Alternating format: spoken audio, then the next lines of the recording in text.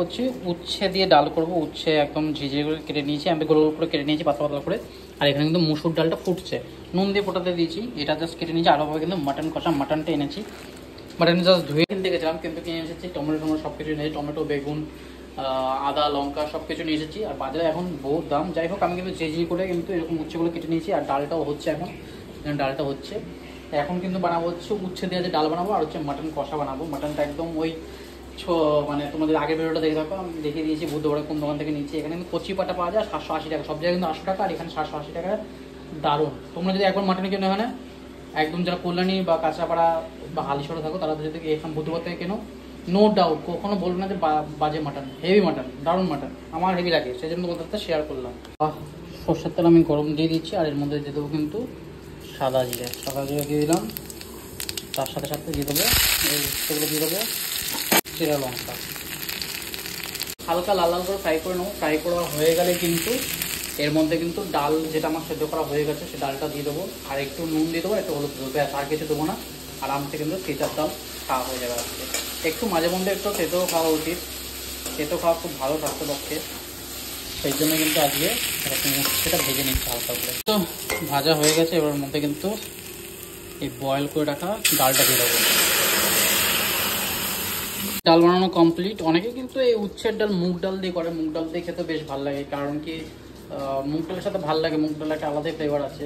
কিন্তু কি, আমি মুগ ডালটা কম খাই, মুগ ডাল খেলে একটু গ্যাস বেশি হয়, সেই জন্য আমি মুগ ডালটা অ্যাভয়েড করি। বেশিরভাগ মুসুর ডালটাই খাই, তাই জন্য মুসুর ডাল দিয়ে কিন্তু আজকে এত ডালটা কমপ্লিট। এবার কিন্তু মাটন বানানোর পালা। মাটন দেখো কত সুন্দর কচি পাঠার মাংস। আমি কিন্তু লেগের সাইড থেকে নিয়েছি, সেই জন্য চর্বি কম, চর্বি থাকেই না। কচি পাঠা যেহেতু, কচি পাঠাতে এমনিতে কোনো পোর্শনেই সেরকমভাবে চর্বি থাকে।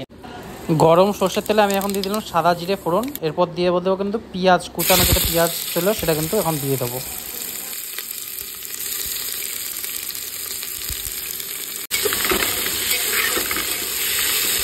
লাল লাল করে কিন্তু ভাজা হয়ে গেছে। এখন এখানে রয়েছে কিন্তু টমেটো, আদা আর রসুন বাটা রয়েছে। এটা এখন কিন্তু এর মধ্যে দিয়ে দেবো। আর ইজি হয়, সেই জন্য কিন্তু কুকারে করছি। কুকারে মাটন টেস্টও ভালো হয় আর খুব ইজি তাড়াতাড়ি।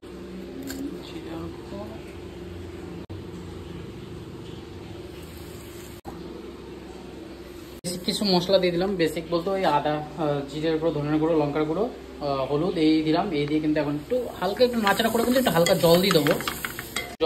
যাতে মশলাটা লেগে না যায় বা পুড়ে না যায়, সেজন্য একটু হালকা একটু জল দিয়ে দিলাম। জল দিয়ে কিন্তু একটু নাড়াচাড়া করবো, তাহলে একটুখানি কষে গেলেই মশলাটা, তারপর এটার মধ্যে কিন্তু এই ধুয়ে রাখা মাটনটা দিয়ে দেবো। আমি কিন্তু তেল ছাড়া শুরু হয়ে গেছে মশলা দিয়ে। এবার এর মধ্যে কিন্তু এই মাটনটা দিয়ে দেবো।